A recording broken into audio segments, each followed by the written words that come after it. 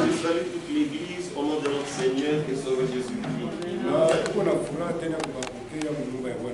Nous sommes encore dans la joie de vous accueillir dans la maison des dieux.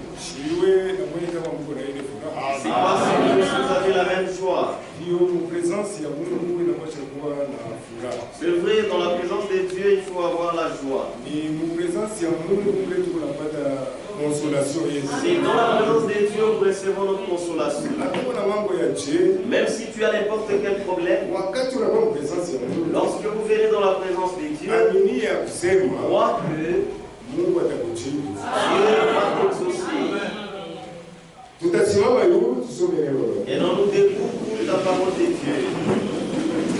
Job 19.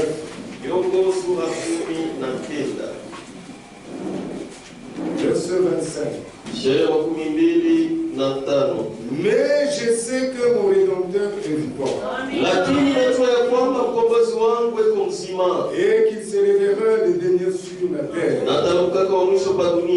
Quand ma cause sera détruite, il s'élèvera. Après que ma peau aura été détruite, moi-même je contemplerai Dieu. Je le verrai. Et il me sera favorable. Mes yeux le verront. Et non ceux des nôtres. Pour la vie dans d'autres et dans de moi. Prions tous ensemble, Père.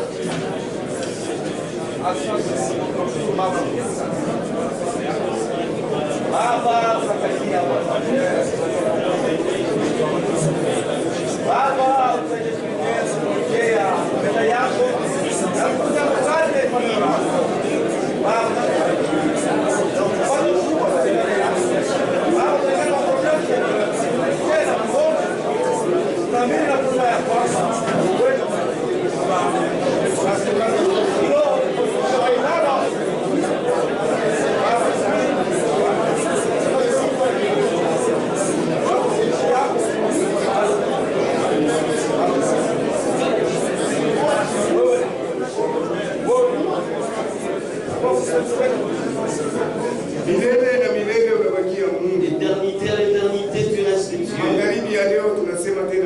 Ce soir, nous disons une fois de plus merci.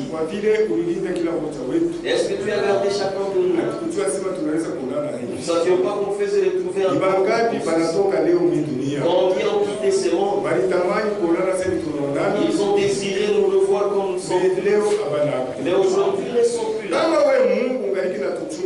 Si toi, Dieu, tu continues à nous garder jusqu'à aujourd'hui, ce n'est pas pour notre projet, ce n'est pas pour nos travaux, ce n'est pas pour autre chose. Et c'est parce que toi, tu as encore affaire avec nous. Et le travail que nous devons faire, c'est t'adorer toi, Dieu. Et te servir tous les jours de notre vie. Et de nous préparer pour que lorsque tu reviendras, qu'il n'y ait personne qui puisse rester parmi nous. Ce que nous allons de lire, c'est ta parole. Selon que toi, que tu l'as dit, l'homme ne vivra pas de pain seulement, mais de toute parole qui sort de ta bouche, toi, Dieu. Moi, je suis un homme. Je n'ai rien de bon dans mon âme. Seigneur Dieu, aide-moi que je ne parle pas, que toi-même, Jésus-Christ, que tu puisses parler à ton peuple. Parce que si l'on parle, c'est la mort. C'est seulement quand toi, Jésus, tu parles, c'est là qu'il y aura la vie. Du début jusqu'à la fin de cette œuvre. Bénis-nous. Lorsque la parole sortira, que chacun reçoive selon que tu lui as préparé. Bénis cette église. Bénis aussi les bergers. C'est au nom de notre Seigneur et Sauveur Jésus-Christ. Amen. Amen. Vous pouvez vous asseoir. Nous poursuivons avec la parole de Dieu.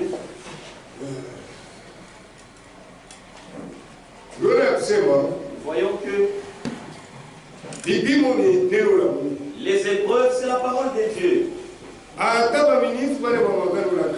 Même les chrétiens de l'ancien temps, les croyants de l'ancien temps, ceux qui nous ont précédés, ils sont passés par des souffrances, ils sont passés par différentes épreuves. Nous aussi de même. Nous devons être armés de cette même pensée. Hébreux chapitre 11.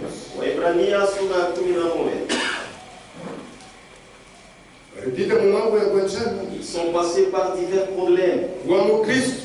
Être chrétien, ce n'est pas facile. Nous sommes des soldats de Jésus-Christ.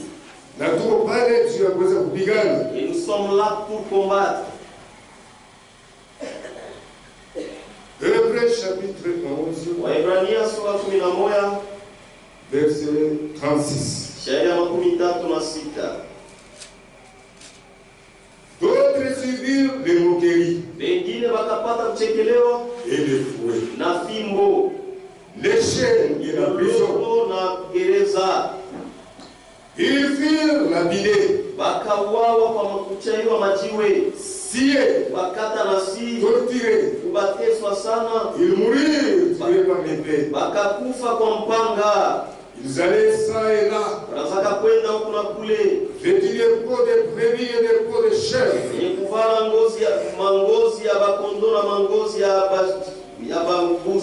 Déniés les coups, persécutés, maltraités, et dont le monde n'était pas digne. Errant dans le désert, dans les cavernes et les centres de la terre. Tout cela, à la fin desquels il a été rendu témoignage, n'ont pas obtenu ce qui leur a été promis.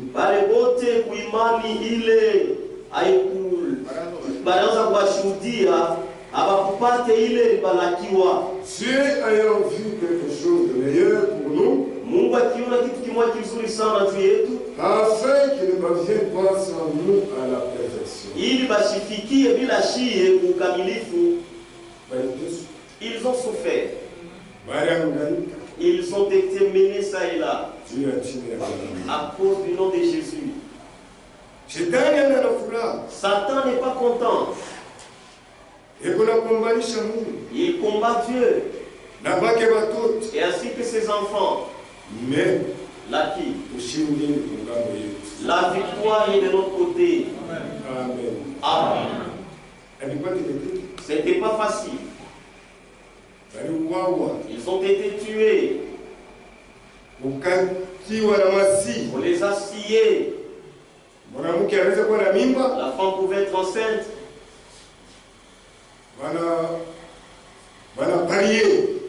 Et au pari. Toi, qu'est-ce que tu dis? Moi, je dis que l'enfant qui est dans ses ventres, c'est un mâle. L'autre dit, non, c'est une femelle. Non, voyons. Voir, c'est-à-dire qu'il fallait déchirer le ventre. Et la personne devait mourir. Et Dieu était avec eux. Dans toutes les circonstances, Dieu n'abandonne jamais ses enfants. Dieu était toujours avec eux. Église, c'est que vous devez savoir, ce message ne prépare pas la Vierge folle. Ce message est là pour l'épouse avertie, l'épouse sage. Amen. Amen. C'est pour la Vierge sage. C'est pourquoi on est pas négligent. C'est pourquoi tu ne peux pas être négligent. Je dis, si j'ai raté l'enlèvement, je passerai par la grande tribulation. Je te dis ceci. Si Dieu ne t'aide pas, tu vas renier ce message. Ne pensez pas quand il mourait en vain. Parce que Dieu était avec eux.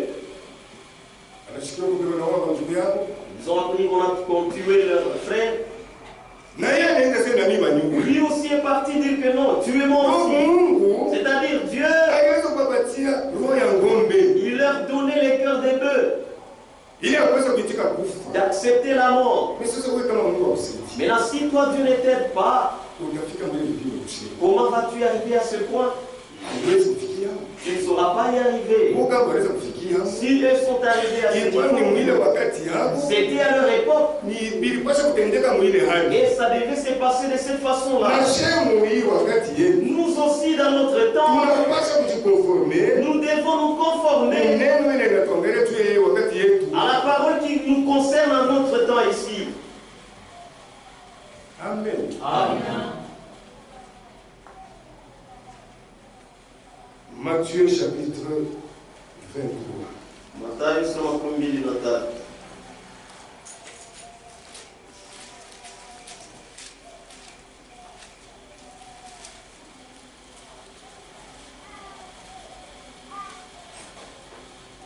Verset 33. C'est pourquoi. Voici, je vous envoie des prophètes,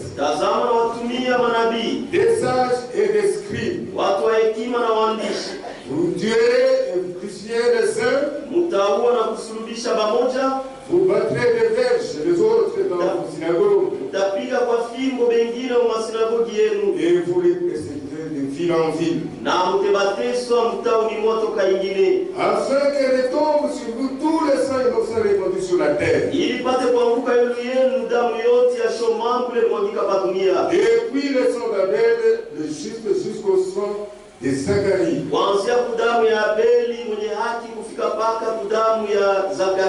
Fils de Barachi. Que vous avez tué entre le temple et l'autel.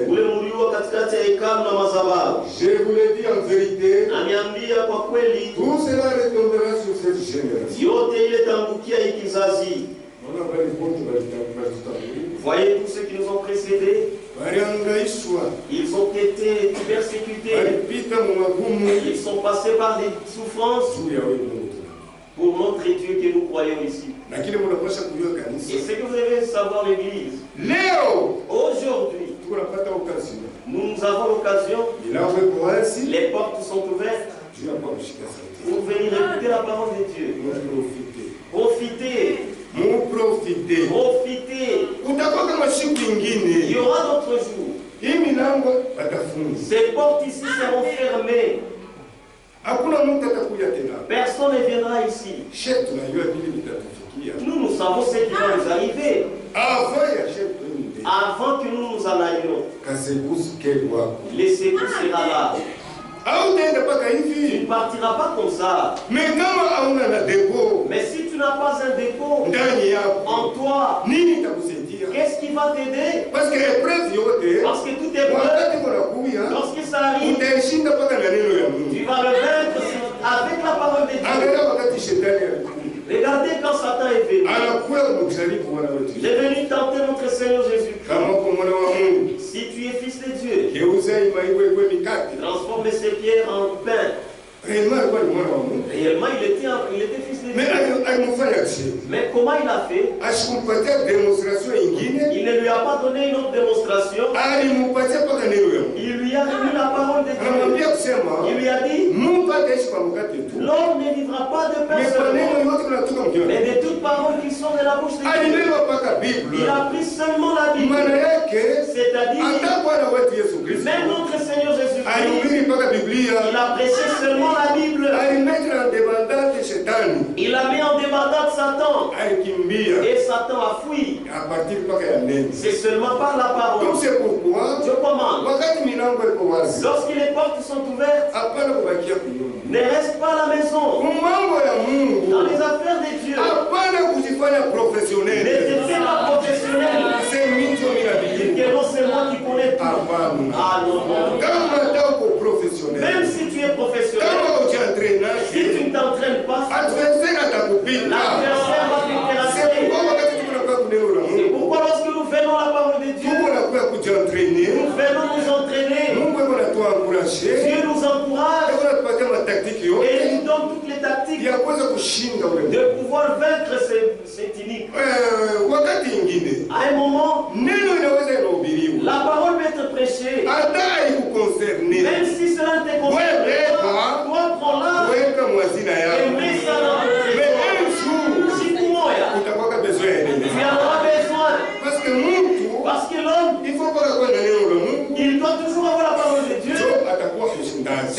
qu'il sera vainqueur. La parole est prêchée. Toi, prends cela, mets dans le dépôt. Un jour, tu en auras besoin. Dis-moi si les portes sont fermées. Qu'est-ce qui va nous aider encore? Vous ne ferez plus les prédicateurs.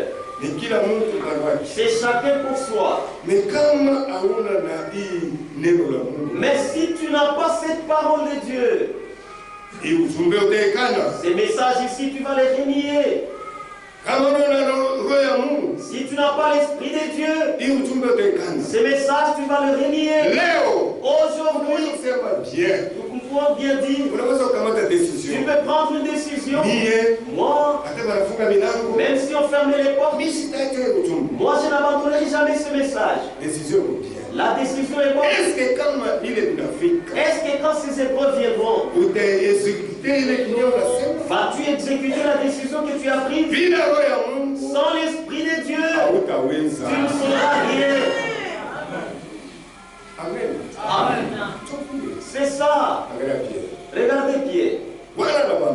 Le Seigneur avait dit, je serai un scandale. Vous tous ici, vous allez les fuir. Pierre, comme il était courageux, il a dit, Seigneur, même si tout le monde a abandonné, moi je te suivrai jusqu'à la mort. Il a dit, Pierre, arrête. Les coqs vont chanter 3 fois et tu me renieras. Il a dit non. Même si ça devenait comment, moi je ne te renierai jamais. Mais quand cette affaire est arrivée, on a saisi le Seigneur et on commence à les flageller. On a commencé à les persécuter. Les autres disciples ont fui. Et lui a essayé d'aller. Le ciel et la terre passeront, mais la parole de Dieu ne passera jamais. Ce que le Seigneur avait dit n'était pas passé. Quand le problème était difficile, on a regardé. Toi, n'est-ce pas, tu es l'un de cet homme-là? Moi, est-ce que tu m'as vu avec eux? Vous m'avez vu avec eux? Regardez cet homme qui a posé et dire que je te suivrai jusqu'à la mort. Mais le moment est arrivé, mais il commença à nier. Il est parti ça et là. Il trouva les autres en train de barrer la route. Toi, nous t'avons vu avec eux. La Bible témoigne qu'il commença à trop parloter. Il a parlé de qu'est-ce que vous avez fait entre vous et moi? Regardez-moi. Moi et ces gens-là, nous pouvons marcher ensemble. Il a nié. Mais comme c'est le Seigneur Jésus qui a dit, et ce qui est sorti de sa bouche, c'est vrai. Et le coq a chanté. Et quand ils se sont fixés les yeux, il s'est souvenu. On a vu une grande personne commencer à pleurer. Le ciel et la terre passeront. La parole de Dieu ne passera jamais. Ta décision, il a mon takatif. Tu ne sauras pas faire quelque chose. Nous allons à la souffrance. C'est là que nous allons, c'est aux choses difficiles. Nous avons vu ceux d'autrefois, comment on les a traités. Ces problèmes leur est arrivé. Et nous aussi, nous ne savons pas de quelle manière ça pourra nous arriver. Parce que c'est le même Dieu. Nous ne savons pas comment ça va nous arriver. Mais sachez que ça arrivera à coup sûr. Amen. Amen. Luka sura 12:1.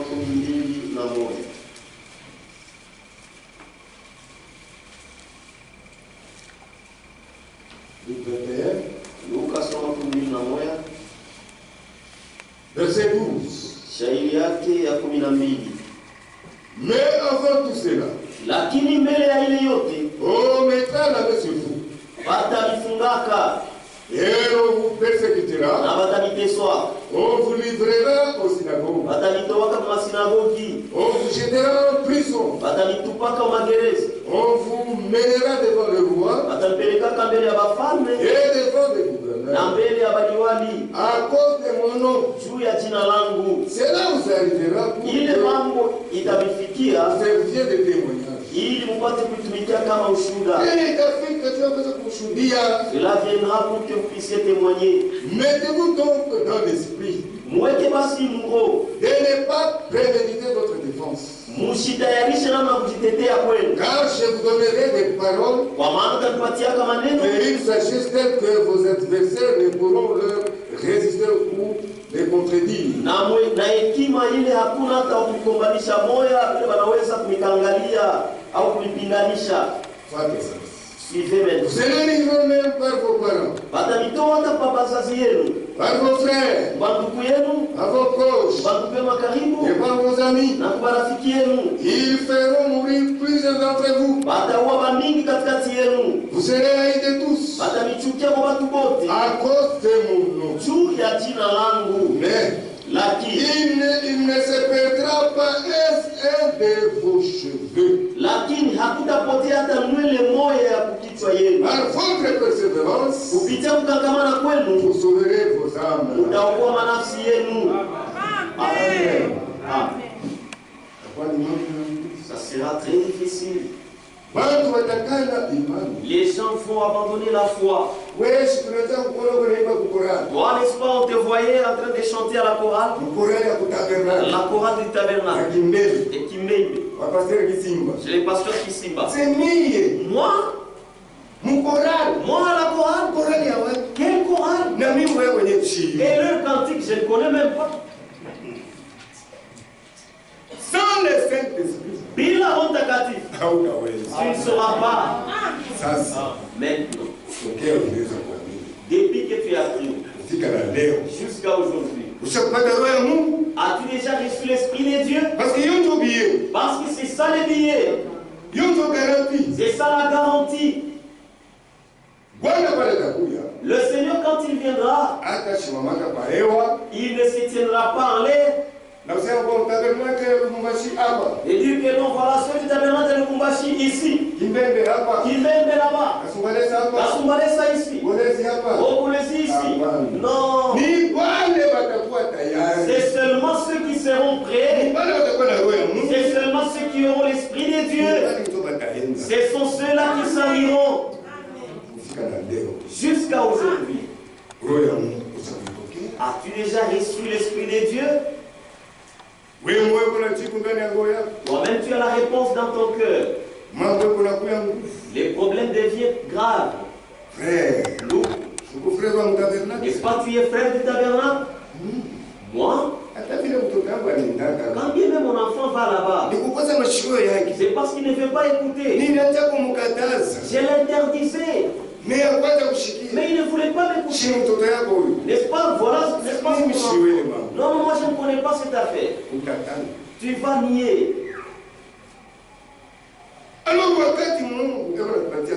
Alors pendant que Dieu nous donne le temps de nous préparer et les chercher pendant qu'ils se trouvent. Mais les gens sont restés négligents. Dieu, il donne son esprit. C'est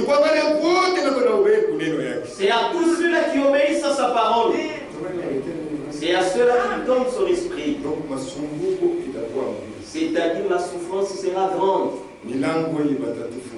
Les portes ici seront fermées. Est-ce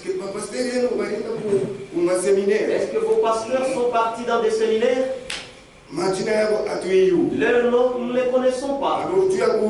Alors pour prêcher, il faut avoir les diplômes. Nous aussi, nous n'avons pas de diplômes. On n'avait pas de diplômes. Alors fermez les portes. Et tout ça, ils pensent qu'ils sont en train de servir Dieu.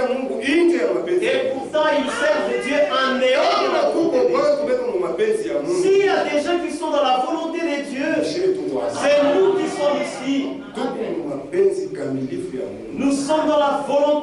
accepte de Dieu. Nous faisons toutes choses selon ce que dit la parole de Dieu. Donc c'est pourquoi Kanisa, c'est pourquoi l'Église, s'il y a quelque chose que tu dois garder dans ta vie, plus que toute autre chose, garde la parole de Dieu. Accepte de sacrifier même le mariage. C'est dur, mais c'est la vérité. Accepte de perdre les boulots. Même que tu restes avec cette parole. Tout ce que nous faisons passeront. C'est pourquoi quand tu es témoigné sur Job, il ne parlait pas au sujet de ses biens. Devant Dieu, tout ce que les gens se préoccupent, c'est vain. Amen. C'est vain. Les priorités. C'est la parole de Dieu. C'est pourquoi quand la parole est prêchée, mon frère, ma soeur, prenez cela, mettez dans votre désir. Même si cela ne te concerne pas, prends cela et mets dans votre trésor. Voyez comme la chèvre a toujours fait. C'est un ruminant. Voyez, il broute l'herbe et il avale ça tel qu'il va brouter ça sans mâcher. Et il va mettre ça. Il y aura un certain moment, le soir, il est là en train de s'asseoir. Vous allez voir comment il va commencer à remuer. Et il va commencer à ruminer ce qu'il a fait manger. C'est la même chose avec ne sois pas négligent la parole. Prends la parole de Dieu. Tu la mets à la première place. Parce qu'avant que toute chose ne soit, ce qui était, c'est la parole de Dieu. Si tu as la parole de Dieu, tu as tout. Apocalypse. Ufunuo.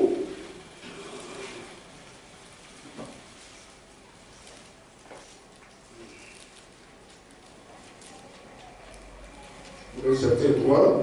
Ufunuo sura ya 3. Verset 10. Sheria yake ya 10.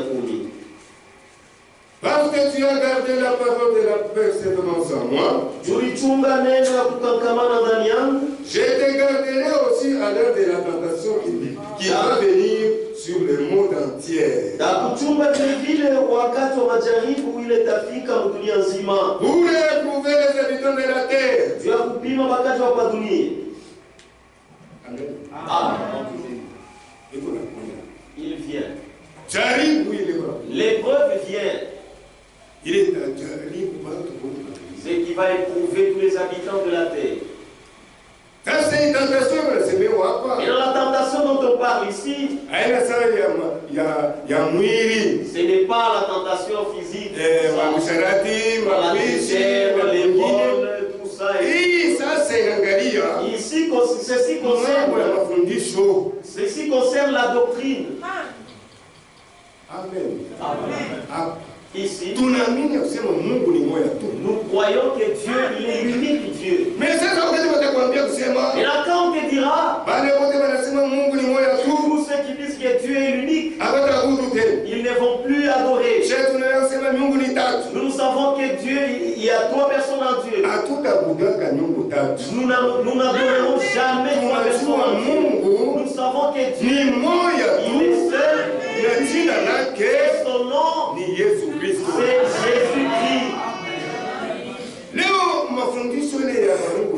Aujourd'hui, la doctrine trinitaire n'est pas encore manifeste. Mais là où nous allons, on imposera cela aux gens. Et maintenant, pour que tu refuses, c'est là que le problème va commencer. C'est pourquoi tu dois te tenir dans la parole de Dieu. Ce n'est pas le moment de faire des blagues. C'est à la parole de Dieu que tu fais l'enfance. Mais aux autres choses ici, tu fais comme quelqu'un qui est mature. Mais à la parole de Dieu, non, je suis encore enfant. Sache que pendant que tu connais le bien et le mal, sache que toi aussi tous tes problèmes que tu es en train de faire, Dieu enregistre. Tu ne peux pas avoir l'intelligence de passer des classes. Mais au sujet de la parole de Dieu, tu es enfant. Non, non. Que Dieu nous aide. Alors soyons sérieux pour ce salut que nous avons cru. Alors la tribulation vient. Garde la parole de Dieu plus que toute autre chose. Sacrifie même toutes les autres choses. Mais la parole de Dieu, garde-la.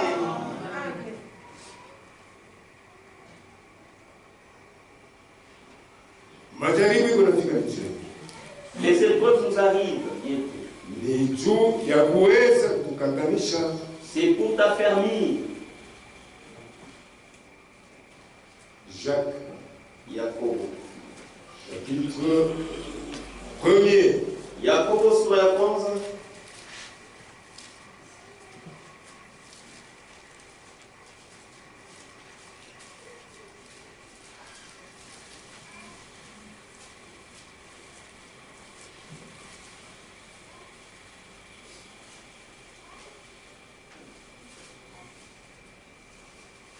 Verset 2. Shairi ya pili. Mes frères, regardez comme un sujet de choix complète les diverses épreuves auxquelles vous pouvez être exposés.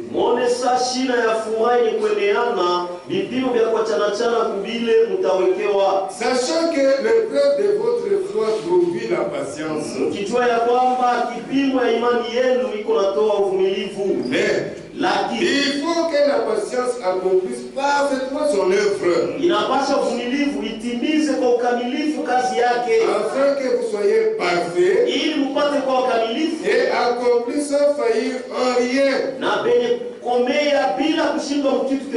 Si quelqu'un d'entre vous manque de sagesse, il la demande à Dieu, qui donne à tous simplement et sans reproche. Et il lui sera donné. Amen. Amen. C'est ça. L'épreuve quand elle vient, les tentations quand elles arrivent, c'est ce qui nous donne encore de la force. Tu ne peux pas avoir la force sans passer par cette voie-là. C'est-à-dire, les épreuves doivent toujours arriver. C'est pourquoi tu n'as pas le temps de t'agenouiller. Seigneur Dieu, au nom de Jésus-Christ, que ces tentations ici me passent loin. Non. C'est cette tentations. Ta prière à toi. Demande à Dieu comme ceci. Seigneur Dieu, c'est vrai. Tout ce qui m'arrive, c'est toi qui le permets. Aide-moi. Lorsque je me croise avec les tentations, dans ma voie, donne-moi que tu me donnes la force de surmonter les épreuves. Tu ne peux pas t'agenouiller et dire que non, fais-moi passer cette épreuve. Non, non, il n'est pas là. Comment tu seras vainqueur? Mais tu dois vaincre pour que le ciel s'ouvre. Alors ça viendra. Et quand ça va venir, demande à Dieu de te donner la force de surmonter cela. Amen. C'est pourquoi à tout nous n'avons pas de quartier. quartier de frères quelque part. Mais non, c'est ça le marché des frères ici. Non, c'est ça le travail des frères ici. Nous sommes mélangés. Et dans ce mélange, il y a des tentations. Mais l'enfant de Dieu reste toujours enfant de Dieu. Pourquoi? Parce qu'il connaît son objectif. Il sait que il est un pèlerin et voyageur. Ici sous soleil, ce n'est pas chez nous. Nous sommes des pèlerins. Nous sommes des pèlerins. Chez nous, c'est au ciel. Nous sommes les citoyens du ciel. Ce n'est pas moi qui le dis. C'est la Bible qui dit cela. Si nous sommes pèlerins, alors comportons-nous en conséquence. Un visiteur ne peut pas arriver à une il commence à agir comme un autochtone. Donc nous sommes dans la marche. Et vous devez savoir ceci, les gars. Dieu, pourquoi Dieu nous a fait passer dans ce monde? C'est pour nous faire passer par l'épreuve. C'est ça. Il nous fait passer par ce monde. C'est pour que nous passions par l'épreuve. Pour voir si réellement que nous sommes ces véritables enfants. Ceux qui vaincront, c'est seulement les enfants de Dieu. Parce que les enfants de Dieu, ce sont eux qui supportent la parole. Même si la parole est dure, comment? Lui, il n'a nulle part où aller. Amen. Amen. Ce n'est pas que la parole sort. Dans cette église, je constate qu'on commence à prêcher les gens. On ne prêchera jamais les chaises. On n'a pas de problème avec les gens. Les prédicateurs, ce sont des vases que Dieu utilise. Dieu n'a pas de problème avec toi. Toi, tu es son enfant. Dieu a des problèmes avec l'esprit qui t'a saisi. Dieu ne veut pas voir cet esprit. C'est pourquoi Dieu parle tantôt d'une manière, tantôt d'une autre. C'est pour faire partir tous ces esprits-là. Pour que ces enfants soient manifestés. Ce n'est pas que la parole de Dieu sort. Que non, ça on lui a raconté. On va lui raconter comment? C'est lui-même qui est le propriétaire de son église. Il connaît l'esprit de tout et chacun ici. Il n'y a personne qui peut se cacher devant Dieu. Alors si tu entends, Dieu parle dans ta vie. Loue Dieu. Dis que alors Dieu m'aime. N'est pas une vie sale. Tu viens de commettre le péché. Tu viens de commettre l'adultère. Mais tu arrives ici. Tu ne sens rien dans ton cœur. Mais celui qui est de Dieu, lorsque la parole sortira, il dira merci Dieu. Alors Dieu m'a vu. Mais toi tu commences à non, c'est comme si on lui a dit qui peut prendre ce travail et commencer à suivre l'homme et chercher tout ce que l'homme fait. Mais le propriétaire de l'église, il est au-dessus de tout. Nous sommes dans les temps. Mais lui vit dans l'éternité. Il a le contrôle de tout le monde dans sa tête. Mais c'est quel type d'homme? Il connaît la vie des oiseaux. Il connaît quand est-ce que l'insecte est en train de grignoter les ça, qu'en est-il de toi? Il a créé à son image. Comment il ne peut pas avoir le contrôle sur toi? Il n'y a personne qui échappera. Devant Dieu, nous sommes mis à nous.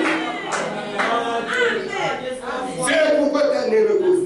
Donc, même si la parole est dure, reste.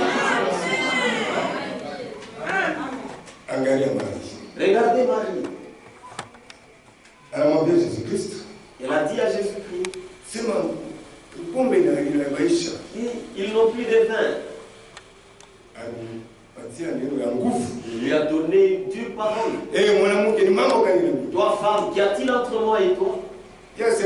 Lui a dit, faites ce qu'il vous dira. Elle savait qui était Jésus. Les disciples. Il leur a parlé des dures choses. Pour manger son corps et boire son sang. Ils ont dit, non, cette parole est dure. Qui peut l'écouter? Une foule de disciples est partie. Mais les autres, les 12, sont restés toujours là-bas. Ils ont dit, nous n'avons nulle part où aller. À qui irions-nous? C'est toi qui as les paroles de vie. Même si la parole était dure, ils ont accepté de rester là-bas.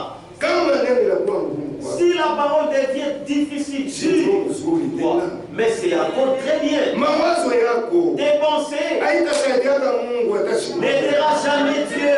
Tu peux avoir des bonnes idées, mais si tu les remets à la parole de Dieu, ça se diffère, ce n'est pas conforme à la parole de Dieu. Quelles que soient les bonnes idées que tu as, oublie ça.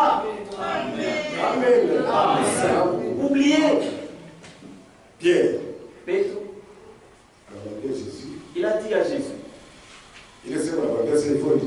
Quand il leur disait que non, je dois mourir, Pierre a entendu ce problème. Que tu meurs. Il l'a pris à côté. Il a dit, mais qu'est-ce qu'il y a? Que tu meurs pour. Mais tu ne dois pas mourir. Vous connaissez la réponse qu'il lui a donnée? Nous maillons du Satan. Amen. Pierre, là où il était, il a regardé de gauche à droite cherchant où est Satan. Alors que c'est. Il a réprimé l'esprit qui était en lui. Pierre n'a pas quitté disant que non, je m'en vais. C'est lui qui est né. Même si la parole est courte, il restera toujours aussi. Et derrière le véritable enfant de Dieu, ils aiment cogner fort. C'est ça l'évangile. Notre évangile ici est différent de tous les autres évangiles. Ça, c'est un seul évangile. C'est seulement pour les élus.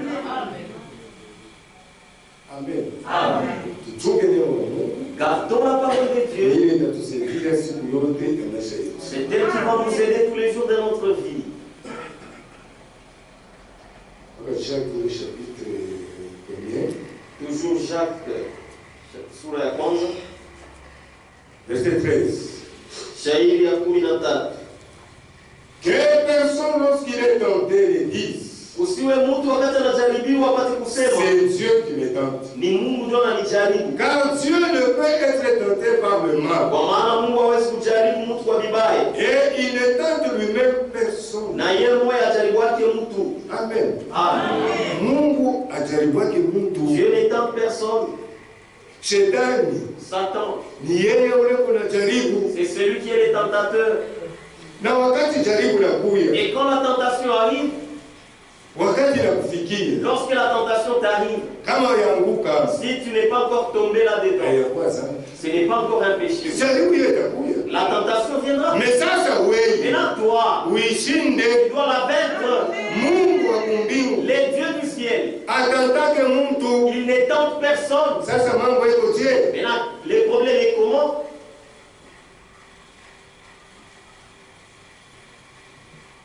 Mais chacun est tenté quand il est amorcé et il est captivé et amorcé par sa propre convoitise. Lakini kila mtu anajaribiwa wakati anakokotwa na kuvutwa na tamaa yake yeye mwenyewe. Adui wa kwanza wa mtu ni nani? Le premier ennemi de l'homme c'est qui? Ni wewe moyo. C'est toi-même. Adui wa kwanza. Le premier ennemi wa musafiri. De musafiri. Ni musafiri. C'est musafiri. Na wewe c'est adui wa kwanza. Aussi dit le premier. Wewe kama jina yako. Mais aussi ton nom. Parce que bien mingi utasema oh c'est vous allez t'entendre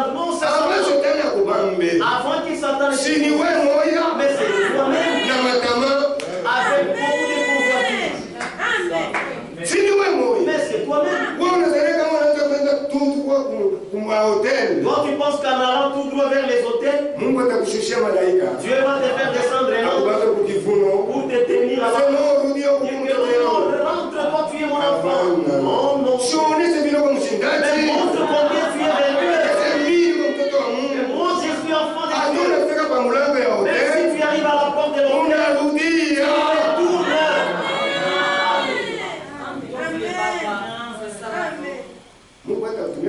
Dieu ne t'enverra jamais un ange. Il peut barrer la route. Car oui, c'est toi-même. Tu vas même monter sur les lits. Ça ne va pas brûler. C'est toi-même. Avec tes convoitises. Si le verre est ici, il y a la bière. Et que tes mains n'y vont pas là-bas. Est-ce que le verre va sauter pour arriver là-bas? Si le verre arrive, c'est toi-même qui as pris ce verre et qui as bu. C'est l'homme lui-même. Avec ses propres convoitises. Il arrive à tomber. Dieu n'étant personne. Alléluia. Amen. Malgré que Dieu parle de toutes les façons, c'est seulement ceux qui sont des dieux qui écoutent. Un enfant de Dieu, il fuit même l'ordre du péché. Amen. Nos téléphones ici. Si nous disons de regarder tout ce qui s'est passé, c'est grave.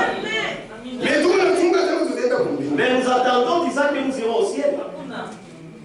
Que Dieu sait. Le ciel, c'est pour les saints. Dieu est saint.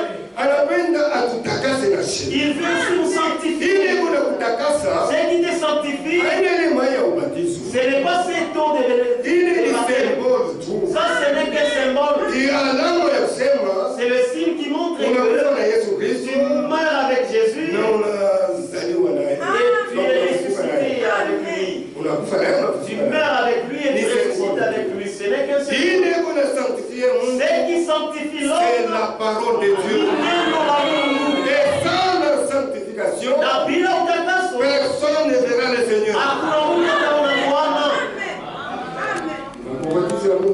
Ce sont les convoitises de l'homme lui-même.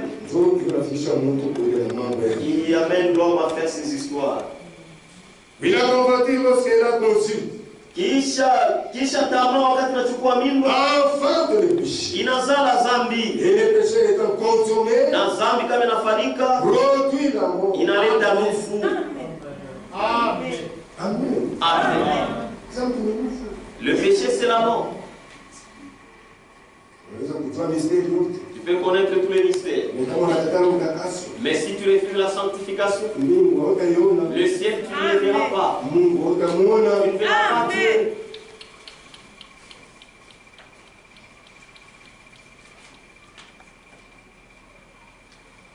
Genèse chapitre 3. Mwanzo sura ya 3.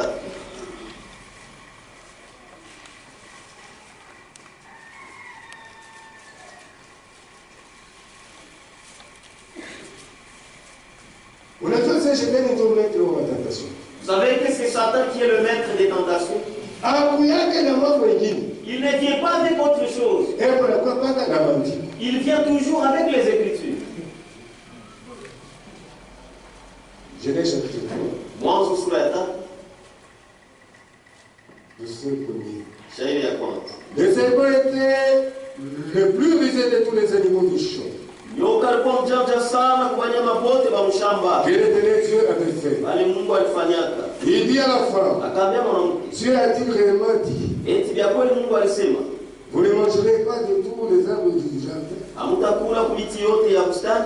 La femme répondit au serpent. Nous mangeons du fruit des arbres du jardin. Mais quant au fruit de l'arbre qui est au milieu du jardin, Dieu a dit, vous ne mangerez point, et vous n'y toucherez point, de peur que vous ne mouriez. Alors le serpent dit à la femme, vous ne mourrez point. Donc, Satan, il n'a pas ses propres thèmes. Il vient toujours avec les Écritures. Il ajoute, soit sur les tranches. C'est ça sa ruse. C'est pourquoi nous devons rester tenir seulement sur ce que Dieu a dit. Lui viendra toujours avec cette parole. Et il ajoutera. C'est comme aujourd'hui. Les gens baptisent les petits enfants. Alors que si nous prenons cette affaire-là, nous le retournons à la parole. Ça paraît comme simple, mais ça n'a pas de la place. Mais Satan les a aveuglés seulement. Le baptême, c'est vrai, oui, la Bible dit au sujet du baptême, mais ce n'est pas de cette façon-là. Le même baptême, c'est au nom de Jésus-Christ. Ce n'est pas au nom du Père, Fils et Saint-Esprit. Mais vous allez voir, les gens se cramponnent toujours à ce décret. Alors Satan, lui, il vient toujours avec la parole de Dieu. Il n'a pas ses propres thèmes. Il vient toujours avec la parole de Dieu. Mais il pervertit cela. Il y a d'autres gens aujourd'hui.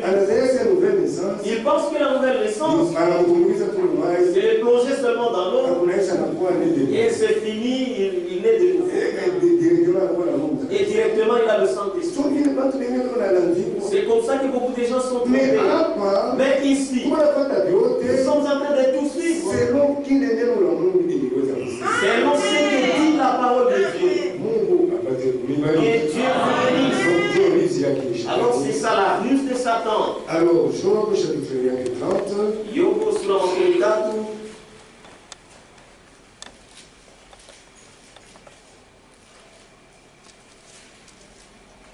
Verset 23. Yobo sur la 4, shema makumi mbili na tatu. Car je le sais. Kwa maana naijua. Tu me mènes à la mort. Uko unanipeleka kudufu. Au rendez-vous de tous les jours. Ule kumwaliko ya watu bashima wote. Il est au rendez-vous ya watu. C'est le rendez-vous de tous les jours. Na kama kuko kitu. Et s'il y a quelque chose qui effraie les gens aujourd'hui, c'est la mort. Amen. Amen. C'est que Dieu, il est vraiment puissant. Voyez les gens orgueilleux, c'est une fausse orgueil. Mais ils se rappellent de Dieu. Mais c'est trop tard pour eux. C'est pour te dire que mais Dieu vous combien quoi? Si tu as la tête dure devant la parole de Dieu, tu es en train d'offenser ton âme. Il y avait des gens de tête dure dans ce monde. Les prophètes parlent au sujet d'un homme bon. Ingerson. Cet homme-là, il était orgueilleux. Mais allez dire à mes disciples.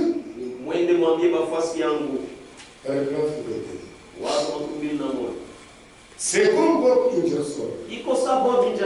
Le grand et célèbre infidèle. Il a pris sa montre et il a présenté au ciel.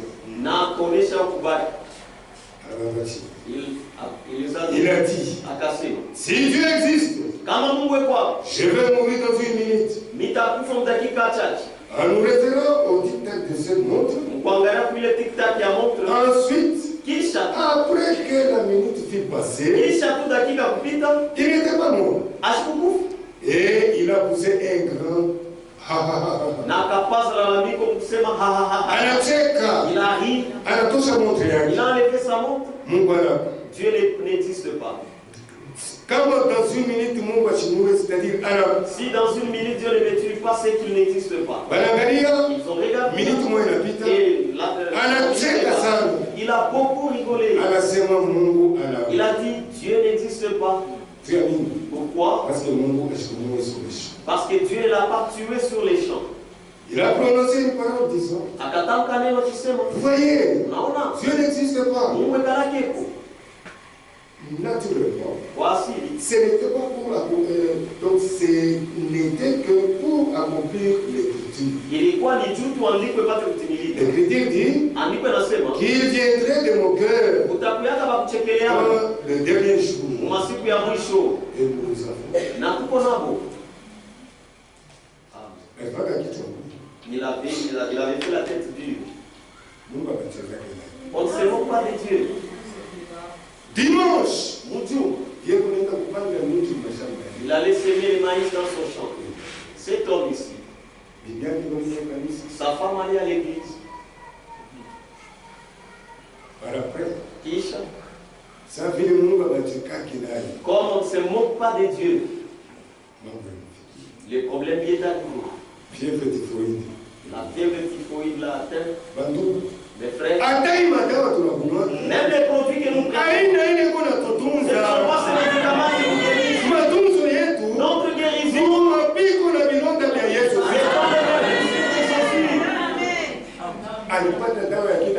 il a eu des médicaments différents, mais il n'était pas guéri. Il commençait maintenant à payer.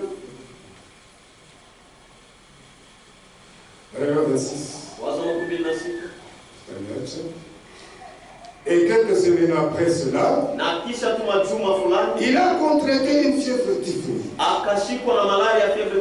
ambulatoire et il est mort. Pendant que mon père l'aidait à se tenir au lit. Il a poussé des cris et a pleuré. Les démons avec des chaînes qu'il avait enrobées étaient à sa poursuite et toutes sortes de choses. Et quand il était sur le point de partir, il a rassemblé toute sa famille, tous ses petits-enfants. Il leur a dit, ne suivez pas le chemin qu'avait suivi votre père. Suivez le chemin que suit votre mère. Car c'est l'unique chemin de la vie. Amen. Il commença à voir là où il était parti. La malédiction que les gens ont aujourd'hui, c'est parce qu'ils les jours que tu vas quitter ce monde, et tu commenceras à voir là où tu vas, tu accepteras. Tu diras d'abord Dieu existe. Mais ça sera trop tard pour vous. Aujourd'hui, nous nous arrêtons là. Et Dieu